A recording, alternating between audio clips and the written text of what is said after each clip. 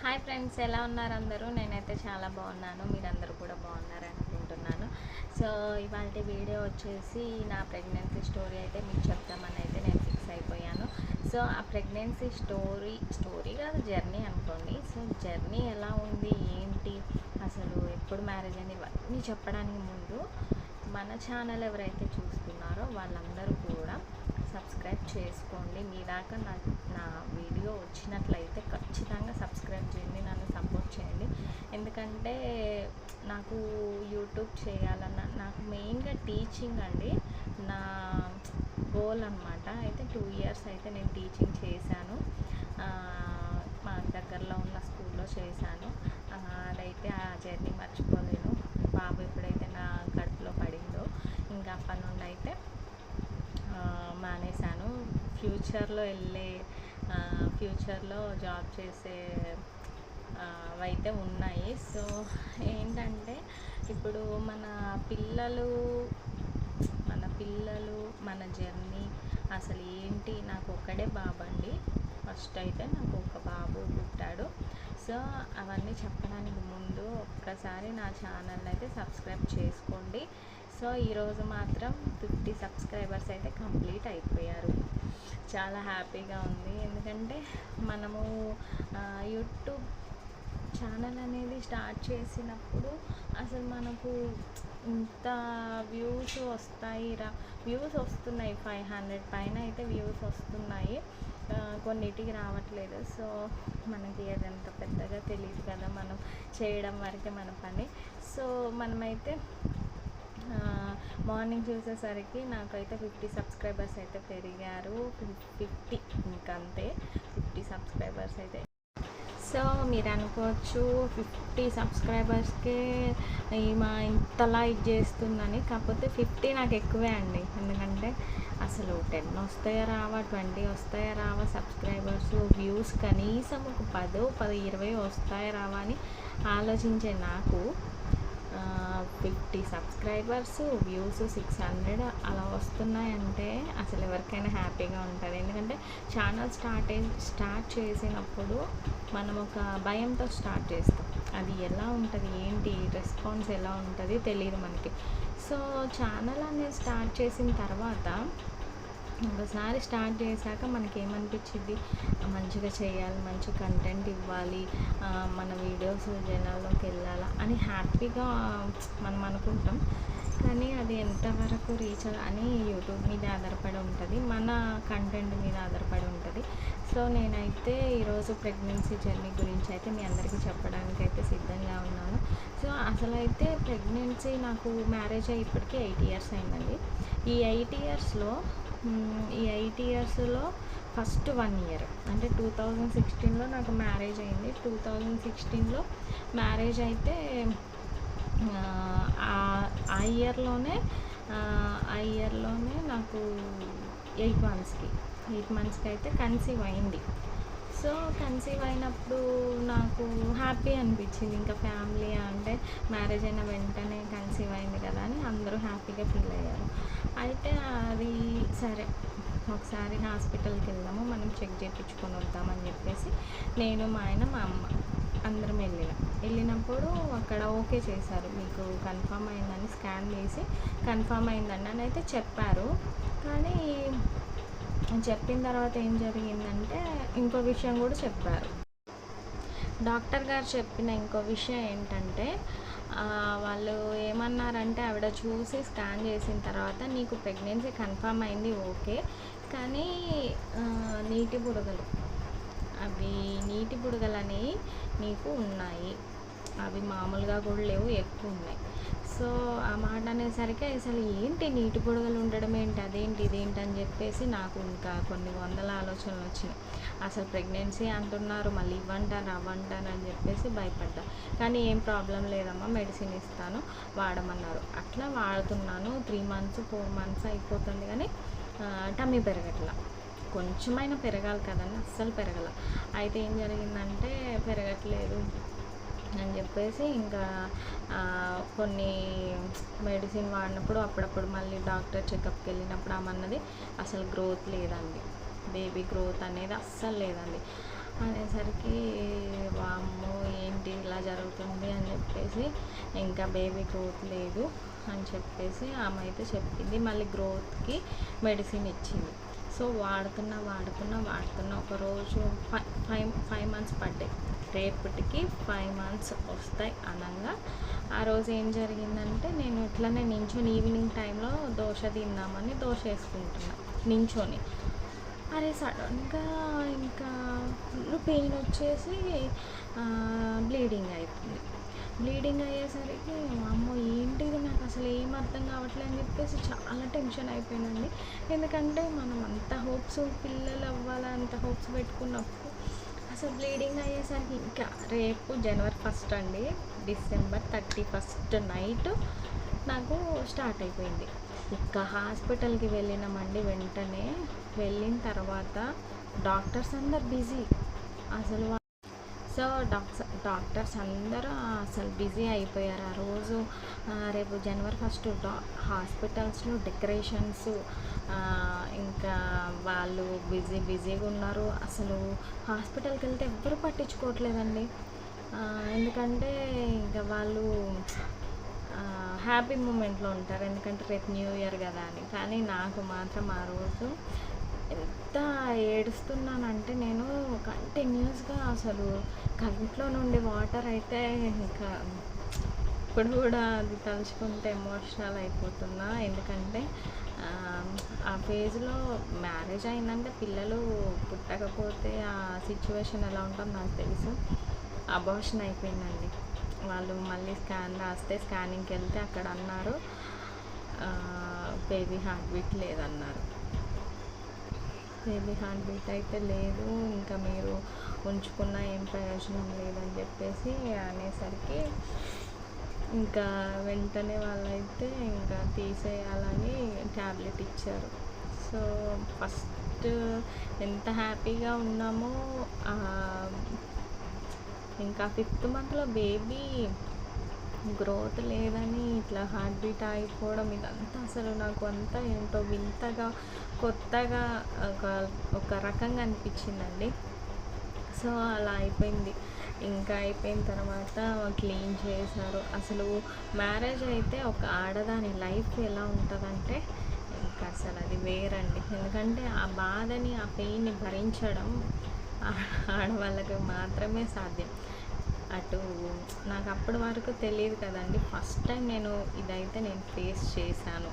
అది ఎలా ఉంది ఏంటనేది అయితే మాటల్లో అయితే చెప్పలేను ఆ పెయిన్. సో అలా జరిగిందండి. సో అలా అయితే అయిపోయిందండి. ఇంకా అది అబార్షన్ అయిపోయిన తర్వాత ఇంకెప్పుడు 1 year 2 year 3 years 4 years ఎన్ని ఇయర్స్ చూసినా నాకు ప్రెగ్నెన్సీ కన్ఫర్మ్ కాలేదు.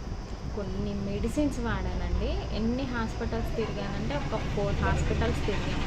ఒక 4 హాస్పిటల్స్లో మెడిసిన్ ఇస్తున్నారు, ఇవే నీటి బుడగలు ఉన్నాయి, నీకు అట్లా ఉండకూడదు, అవి పోయినప్పుడే నీకు ప్రెగ్నెన్సీ వస్తుంది అని చెప్పేసి మెడిసిన్ అయితే ఇస్తూనే ఉన్నారు. ఏ హాస్పిటల్కి వెళ్ళినా ఇస్తూనే ఉన్నారు.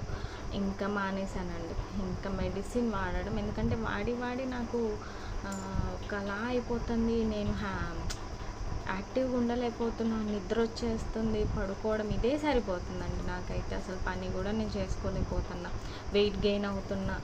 అసలు నాకు చాలా అంటే చాలా ప్రాబ్లంగా ఉందండి అప్పుడైతే. అయితే ఇంకా బాగా ప్రేయర్ చేసుకునేదాన్ని, ఏంటి ఇలా అవుతుందని బాగా అంటే బాగా ప్రేయర్ చేసుకునేదాన్ని.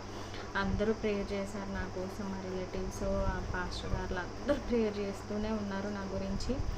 సో అయితే ఇంకా ఏం చేశానంటే లాస్ట్ అండ్ ఫైనల్ 4 years అయిపోయింది. 5th yearలో మ్యారేజ్ అయ్యి 5 yearsకి నేను అనుకున్నా సరే ఒక చోట బాగా చూస్తారని చెప్తున్నారు. సో అక్కడ బాగా చూస్తారేమో, వెళ్దాం అని చెప్పేసి మా హస్బెండ్ని అయితే నేను అడగడం అయితే జరిగింది.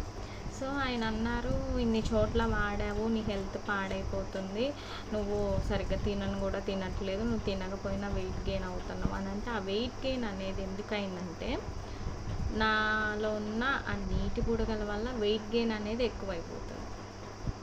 సో వెయిట్ గెయిన్ అనేది వెయిట్ తగ్గాలి, వెయిట్ తగ్గినప్పుడే మనకి కన్సీవ్ అవుతుంది. ఆ వెయిట్ గెయిన్ అనేది పెరిగిపోయినప్పుడు నాకు తెలిసిపోయేది, అరే నేనేంటి ఇంత వెయిట్ గెయిన్ అవుతున్నా, ఇంత లావ్ అయిపోతున్నా ఎలా అని చెప్పేసి.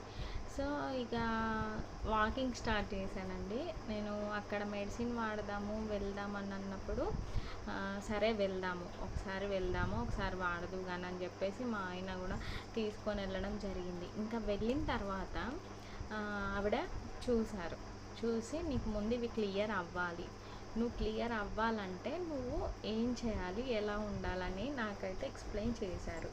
సో దాన్ని బట్టి నేను ఆ ఎక్స్ప్లెయిన్ చేసిన తర్వాత ఏం చేశానంటే మెడిసిన్ ఇచ్చారు. 6 months కంటిన్యూగా night time day time 3 medicine ఇచ్చారనుకుంటా డైలీ. సో నువ్వు అవి వేసుకోవాలి, అవి వేసుకుంటూ వాకింగ్ చేయాలి. నువ్వు వెయిట్ తక్కువ అవ్వాలంటే నువ్వు వాకింగ్ చేయాల్సిందే కంపల్సరీగా అని చెప్పేసి అని అన్నారు. అయితే సో ఆ రోజు ఇంకా మెడిసిన్ ఎప్పుడైతే స్టార్ట్ చేశానో ఇంకా ఆ రోజు నుండి మా ఆయనని నేను టార్చర్ పెట్టడం స్టార్ట్ చేశాను. ఎందుకంటే ఇక్కడ ఇంట్లో ఉంటే ఇంక ఇంట్లోనే అండి, నేను ఒక్కదాన్ని ఇక్కడ బయటకైతే నేను వెళ్ళలేను. ఎందుకంటే అత్తగారింటికి వచ్చినప్పుడు అట్లా బయటికి వెళ్ళడం అది కరెక్ట్ కాదు ఇక్కడ రూల్స్ ప్రకారం. సో ఎందుకులే అని చెప్పేసి ఎటు వెళ్ళేదాన్ని కాదు. ఇంకా మా ఆయననైతే వెంట పెట్టుకొని వెళ్ళాల్సిందే, వాకింగ్ చేయాల్సిందే. డైట్ చెప్పారు, ఇలా తినాలి అలా తినాలని చెప్పి. సో ఇక స్టార్ట్ చేసినండి. వెయిట్ గెయిన్ తగ్గడానికి మెయిన్గా నేను వాకింగ్ చేశానండి. మా ఆయన ఈవినింగ్ టైంలో వర్క్ దగ్గర నుండి త్వరగా వచ్చేసి నన్ను అయితే తీసుకెళ్ళేవారు. బాగా వాకింగ్ చేసేదాన్ని రోజు ఈవినింగ్ మార్నింగ్ అండి. వాకింగ్ చేసి వెయిట్ లాస్ అయ్యా. ఇంకా అలా మెడిసిన్ వేసుకోవడము, అట్లా వాకింగ్ చేయడము, అన్నం తగ్గించేయడము కొంచెం అలా చేస్తూ ఉన్నప్పుడు వెయిట్ లాస్ అయితే అయ్యాను. ఇట్లా 6 months ఈ ట్యాబ్లెట్స్ వేసుకుంటూ ఇట్లా వాకింగ్ చేయడం ఇవన్నీ చేసి వెయిట్ లాస్ అయ్యాను. 6 months మెడిసిన్ వాడిన తర్వాత 3 months ఇచ్చారు ప్రెగ్నెన్సీ రావడానికి. సో 3 months ఇచ్చినప్పుడు 1 monthలోనే నాకు కన్సీవ్ అయిపోయింది. నిజంగా చెకప్కి వెళ్ళినప్పుడు ఇట్లా పీరియడ్ మిస్ అయిందని చెప్పేసి చెకప్కి అయితే వెళ్ళాము. వెళ్తే ఆవిడ చెక్ చేశారు. చెక్ చేసి ఇంకా చూసి చెప్పినప్పుడు నువ్వు కన్సీవ్ అయ్యావు, నువ్వు ప్రెగ్నెంట్ ఇప్పుడు అని చెప్పేసి ఆవిడ చెప్పినప్పుడు ఇంకా సంతోషం మామూలు సంతోషం కాదు. ఎందుకంటే 5 years తర్వాత ప్రెగ్నెన్సీ కన్సీవ్ అయింది. ఒకసారి మిస్ అయిన తర్వాత మళ్ళీ 5 yearsకి కన్సీవ్ అయిందంటే నేను అసలు నమ్మలేకపోయినా. ఎంత హ్యాపీ అంటే అంత హ్యాపీ. కానీ దాన్ని ఎలా కాపాడుకోవాలా ఏంటి అని చెప్పేసి ఇంకా టెన్షన్ అయితే స్టార్ట్ అయింది. నువ్వు అసలు టెన్షన్ పడొద్దు, చాలా అంటే చాలా హ్యాపీగా ఉండు, కూల్గా ఉండు అని చెప్పేసి అయితే డాక్టర్ గారు అయితే చెప్పడం జరిగింది. సో ఆవిడ అలా చెప్పిన తర్వాత ఇంకా అందరికీ ఫోన్లు చేసి మా అమ్మ వాళ్ళకి అందరికీ చెప్తా. అందరూ ఏడ్చేశారు. ఎందుకంటే నా బాధ వాళ్ళు చూశారు. ఎందుకంటే పిల్లలు అవ్వట్లేదని ఆ 5 years నేను పడిన బాధ ఏదైతే ఉందో అది అసలు ఇంకా చెప్పలేనిది. ఎందుకంటే ఇక్కడ విలేజ్లో కల్చర్ ఎలా ఉంటుందంటే అడుగుతారు, ప్రతి ఒక్కరు తెలుసు, వాళ్ళకి ప్రాబ్లం తెలుసు, అయినా అడుగుతారు, నువ్వు ఇంకా కన్సీవ్ అవ్వలేదా, ఇంకా నీకంటే వెనుకోళ్ళు కన్నారు ముందోళ్ళు కన్నారని ఇలా అన్నప్పుడు ఏంటంటే బాధ అనిపించేది చాలా. సో జనాలు అట్లా అన్నప్పుడు ఎవరికైనా బాధ ఉంటుంది. ఒక్కొక్కసారి బాధపడేదాన్ని కాదు, ఒక్కొక్కసారి అయితే ఇంకా ఎందుకు ఇలాంటి మాటలు అంటారని అప్పుడు బాధపడేదాన్ని. అయితే ఫైనల్గా కన్సీవ్ అయిన దగ్గర నుండి కూడా చాలా అంటే చాలా కేరింగ్ అండి. అసలు ఇంకా టోటల్ బెడ్ రెస్ట్ ఇచ్చారు. ఇంకా మంచం మీద కిందికి దిగే పరిస్థితి కూడా లేదు. సో అట్లా బెడ్ రెస్ట్ ఇచ్చారు. ఇంకా ఎప్పుడు 5th month నుండి ఓకే కొంచెం చిన్న చిన్న పనులు ఇట్లా చేసుకోవడం అయితే స్టార్ట్ చేశాను. దేవుడి దయ వల్ల అంతా సక్సెస్ఫుల్గా మంచిగా అయ్యి December నా 2021లో అయితే వీడు పుట్టిండండి. కానీ అప్పుడు ఇంకా అదొక హ్యాపీనెస్ అండి, ఇంకా బాబు పుట్టినప్పుడు. ఫైనల్గా అయితే ఒక బిడ్డకి జన్మనిచ్చిన. అది ఒక లేడీస్ ప్రాబ్లం ఎలా ఉంటుంది, ఒక బిడ్డకి జన్మనివ్వాలంటే ఎంత స్ట్రగుల్స్, ఎంత ఫేస్ చేయాలనేది నాకు అది ఎదురైన తర్వాత నాకు తెలిసిందండి. సో అసలు ఆడవాళ్ళని ఎవరు కూడా కొంచెం కించపరిచే మాటలు అయితే అనకండి. సో నేను చెప్పదలుచుకుంది అయితే ఇదే. ఎలా అయినా ఆడవాళ్ళు గ్రేటే. మేము ముగ్గురు అక్క చెల్లెలు, ముగ్గురం ఆడపిల్లలమే. కొన్ని ప్రాబ్లమ్స్ ఎలా ఉంటే మాకు బాగా తెలుసు. సో అవన్నీ ఫేస్ చేసి ఇక్కడ దాకా వచ్చినాం. ఇంకా ఈ వీడియో అయితే ఇంతటితో ఎండ్ చేసేద్దామని అనుకుంటున్నాను. మీరందరూ నా ఛానల్ చూస్తే నచ్చితే లైక్ చేయడం మర్చిపోకండి, షేర్ చేయండి, సబ్స్క్రైబ్ చేయండి గైస్. సో మా బాబుని అయితే చూపిస్తున్నా కదా, తనే నాకు జాయ్స్ అని తన పేరు. సో ఇప్పుడైతే ప్రజెంట్ లైఫ్ చాలా హ్యాపీగా ఉంది. మీ అందరి బ్లెస్సింగ్స్ నాకు కావాలి, మీరందరూ కూడా బ్లెస్ చేయండి. మేము ఇంకా ఫ్యూచర్లో మంచిగా ఉండాలని కూడా బ్లెస్ చేయండి. ఇంతకంటే మంచి వీడియోస్ చేయడానికి అయితే సిద్ధంగా ఉన్నా గైస్. చెప్పండి మీకు ఎలాంటి వీడియోస్ కావాలి, ఏమైనా కావాలా, ప్రెగ్నెన్సీలో ఏమైనా డౌట్స్ ఉన్నాయా నన్ను అడగండి, నేను ఖచ్చితంగా షేర్ చేస్తాను మీతో. Bye guys, thank you for watching. Hi చెప్పు, హాయ్ హాయ్. అలా కాదమ్మా, ఇట్లా హాయ్. నాన్న నీకు అన్నీ వచ్చు కదా, ఏబిసిడ్లు అన్నీ వచ్చు కదా, ఇంకేమొచ్చు, రైమ్స్ వచ్చు కదా. మరి వాళ్ళ కోసం ఇక వాళ్ళు చూస్తాను కదా, వాళ్ళ కోసం ఒక రైమ్ పాడమ్మా. చిట్టి చిలుకమ్మ అమ్మ తోటకెళ్ళావా, పండు తెచ్చావా,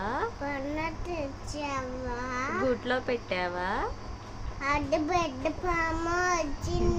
అవునా? సరే మరి జానీ జానీ జానీ జానీ చెప్పమ్మా. Johnny Johnny yes papa eating sugar, no papa చెప్పమ్మా.